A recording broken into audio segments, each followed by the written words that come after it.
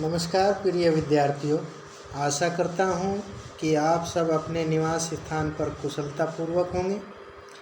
मैं आपका हिंदी अध्यापक देव कुमार आचार्य हिंदी वसंत से पाठ 5 मिठाई वाला लेकर उपस्थित हूँ।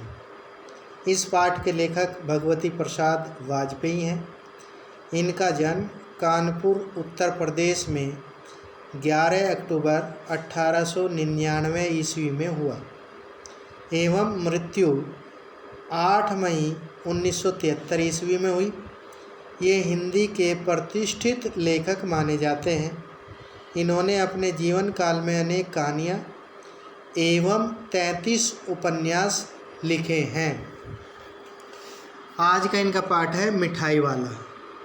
देखते हैं इस पाठ में एक मिठाई वाला फेरी वाला होता है, उसके बारे में इन्होंने बताया है और वो किस प्रकार से मीठे स्वरों में गा गा करके बोलता है, देख लीजिए। बहुत ही मीठे स्वरों के साथ वह गलियों में घूमता हुआ कहता, बच्चों को बहलाने वाला, खिलौने वाला। इस अधूरे वाक्य को वह ऐसे विचित्र किंतु मादक स्वर मधुर ढंग से गाकर कहता कि सुनने वाले एक बार अस्थिर हो उठते।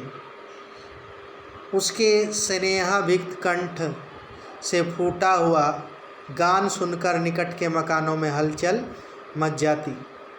छोटे छोटे बच्चों को अपनी गोद में लिए युवतियाँ चिकों को उठाकर छज्जों पर नीचे झांकने लगती। चिक होती हैं बाँस की खपच्चियों से बना हुआ एक पर्दा जो दरवाजे पर टांगा जाता है।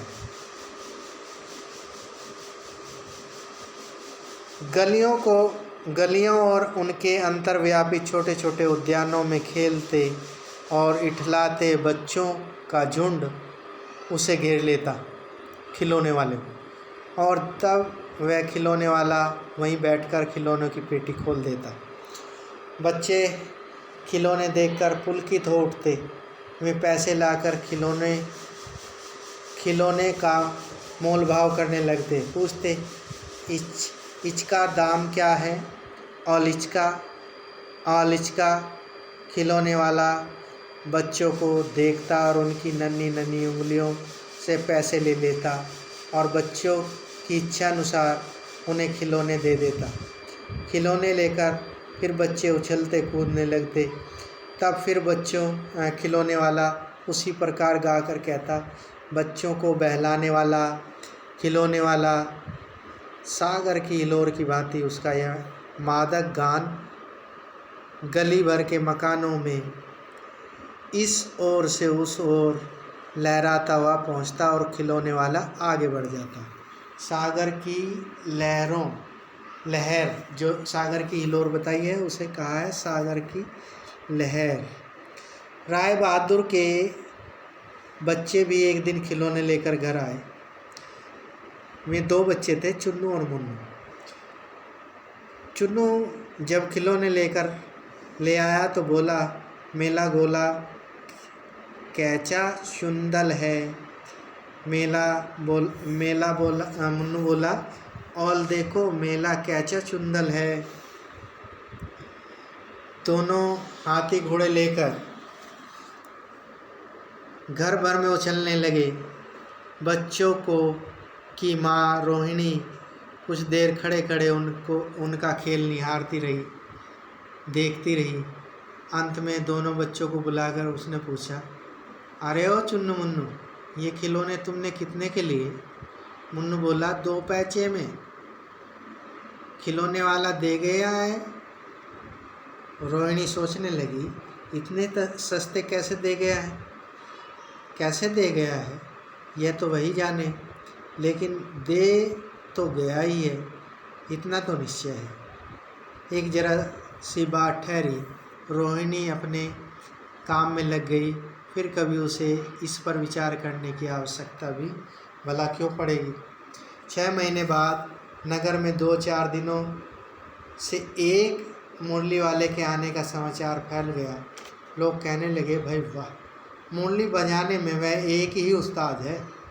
मुरली बजाकर गाना सुनाकर वह मुरली बेचता भी है, सो भी 2-2 पैसे की।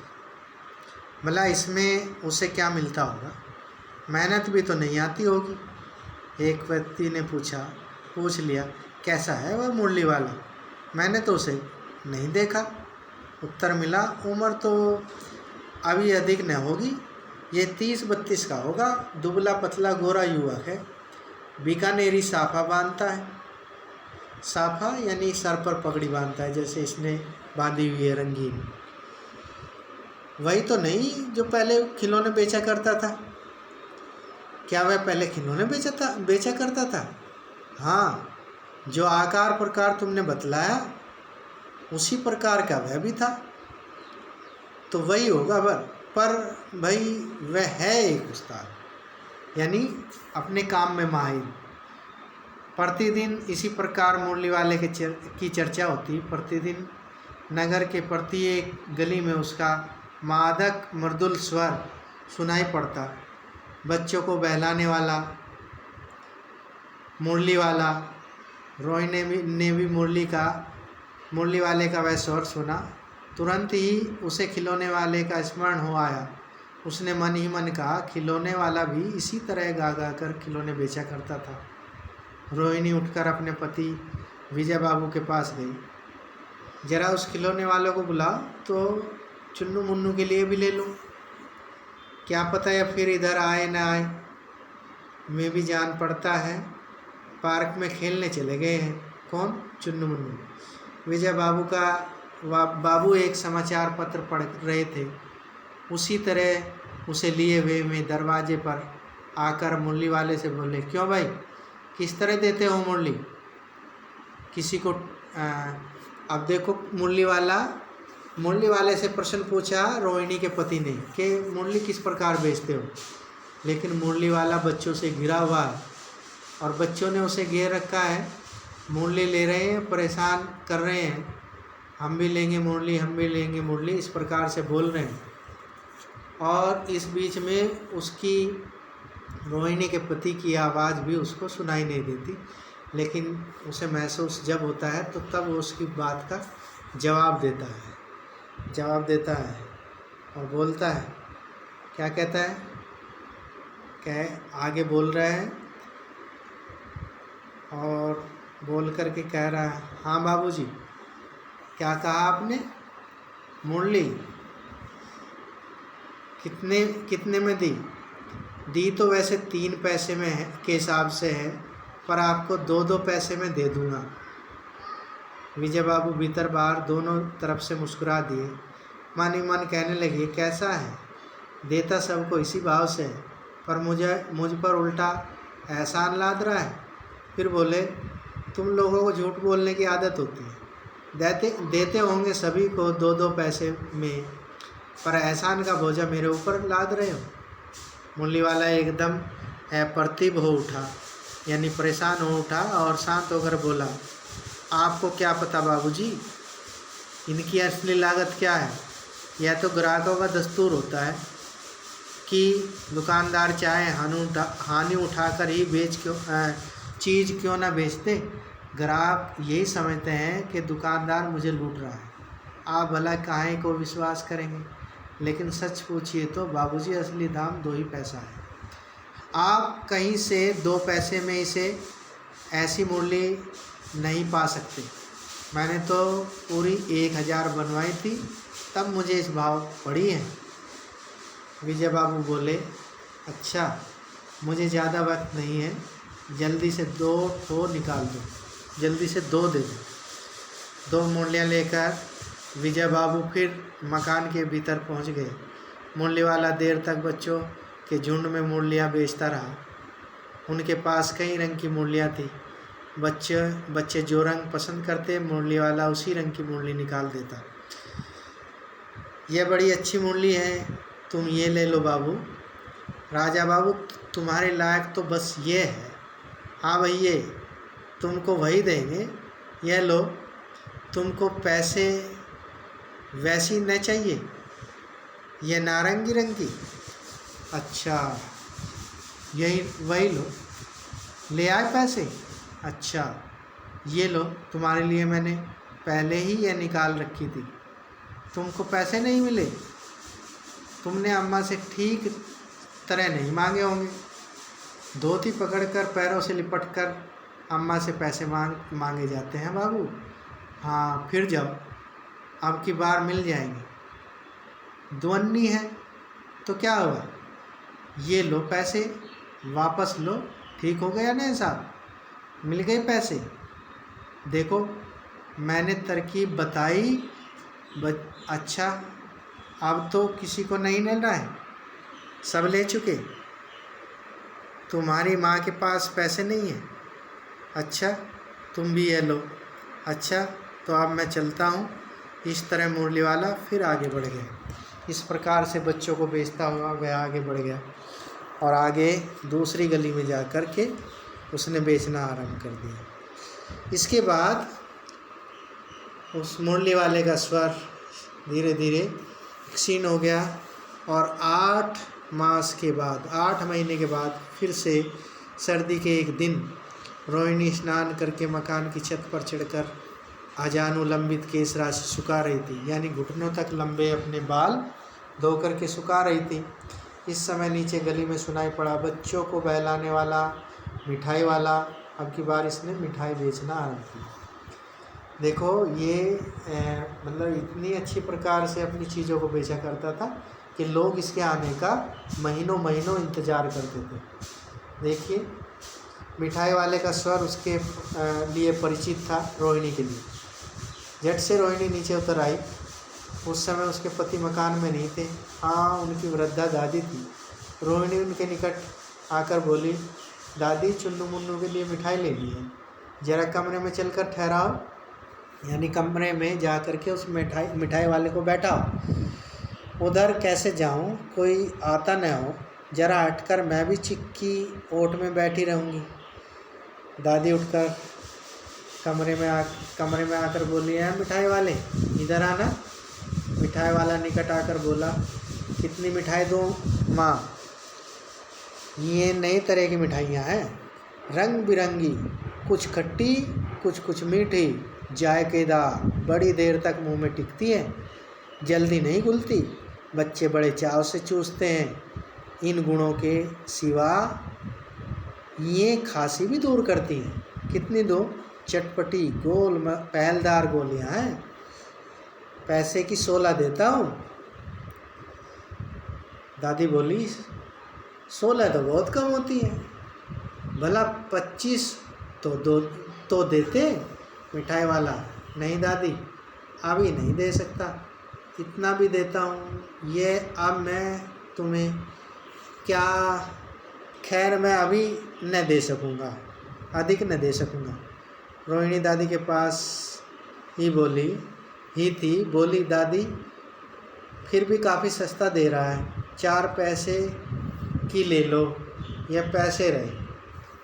मिठाई वाला मिठाई गिनने लगा, तो 4 की दे दो। अच्छा, 25 नहीं तो 20 ही दे दो। अरे हाँ, मैं बूढ़ी हुई, मोल भाव अब मुझे ज़्यादा करना आता भी नहीं। कहते हुए दादी के पोपले मुंह से जरा सी मुस्कुराहट फूट निकली। रोहिणी ने दादी से कहा, दादी, इससे पूछो, तुम इस शहर में और कभी आए थे या पहली बार आए हो? यहाँ के निवासी हो? यहाँ के निवासी तो तुम नहीं हो।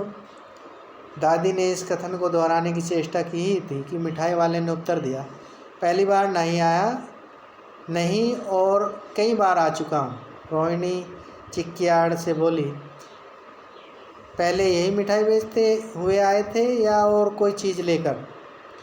मिठाई वाला हर्ष और संशय और विस्मय आदि भाव से में डूबकर बोला, इससे पहले मूली लेकर आया था और उससे भी पहले खिलौने लेकर। रोहिणी का अनुमान ठीक निकला। अब तो वह उससे और भी कुछ बातें पूछने के लिए अस्थिर हो उठी, यानी उत्सुक हो उठी। वह बोली, इन व्यवसाय में भला तुम्हें क्या मिलता होगा? वह बोला, मिलता भला क्या है, यही खाने भर को मिल जाता है। कभी नहीं भी मिलता, पर हाँ संतोष, धीरज और कभी कभी असीम सुख जरूर मिलता है। और यही मैं चाहता भी हूँ। सो कैसे, वह भी बताओ। अब व्यर्थ उन बातों की याद क्यों चर्चा करूं? उन्हें आप जाने ही दें। उन बातों को सुनकर आपको दुख ही होगा। जब इतना बताया है तब और भी बता दो। मैं बहुत उत्सुक हूँ, तुम्हारा हर्जा न होगा।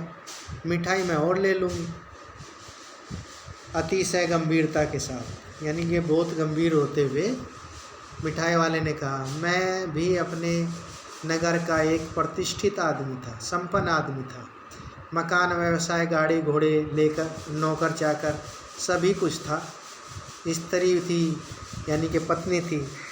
छोटे छोटे 2 बच्चे थे। मेरा वह सोने का संसार था। बाहर संपत्ति का वैभव था, भीतर सांसारिक सुख था। स्त्री सुंदर थी, मेरी प्राण थी। बच्चे ऐसे सुंदर थे जैसे सोने के सजीव खिलौने हों। उनकी अटखेलियों के बारे में कोलाहल मचा रहता था। समय की गति, विधाता की लीला, अब कोई नहीं है। दादी, प्राण निकाले नहीं निकले, इसलिए अपने उन बच्चों की खोज में निकला हूँ। वे सब अंत में होंगे तो यहीं कहीं, आखिर कहीं न जन्मे ही होंगे। उस तरह रहता, घुल घुल कर मरता, इस तरह सुख संतोष के साथ मरूंगा। इस तरह जीवन में कभी कभी अपने उन बच्चों की एक झलक सी मिल जाती है। ऐसा जान पड़ता है आपको दया से पैसे तो काफ़ी हैं, आपकी दया से पैसे तो काफ़ी हैं, जो नहीं है इस तरह उसी को पाता हूँ, उसी को पा लेता हूँ। रोहिणी ने जब मिठाई वाले की ओर देखा तो उसकी आँखें आंसुओं से तर हैं। इसी तरह चुन्नू मुन्नू आ गए। रोहिणी से लिपटकर उसका आंचल पकड़कर बोले, अम्मा मिठाई मुझसे लो। यह कहकर तत्काल कागज़ की 2 पुड़ियाँ मिठाइयों से भरी मिठाई वाले ने चुन्नू मुन्नू को दी। रोहिणी ने भीतर से पैसे फेंक दिए। मिठाई वाले ने पेटी उठाई और कहा, अब इस बार ये पैसे न लूँगा, क्योंकि वो भावुक हो गया था, इसलिए उसने ऐसा कहा। दादी बोली, अरे न अपने पैसे लिए जा। तब तक आगे फिर सुनाई पड़ा उसी प्रकार मादक मृदुल स्वर में बच्चों को बहलाने वाला मिठाई वाला, भगवती प्रसाद वाजपेयी।